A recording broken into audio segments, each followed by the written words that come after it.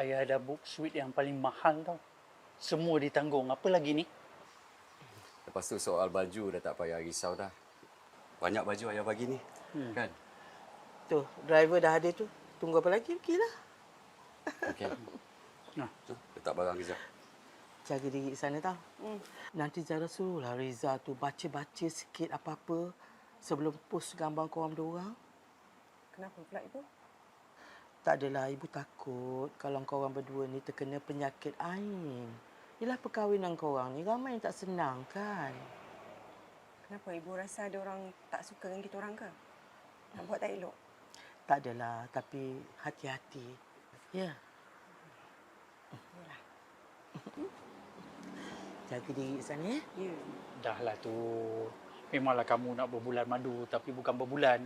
2-3 hari je kan? Ya, ya. Zara pergi dulu ya. Assalamualaikum.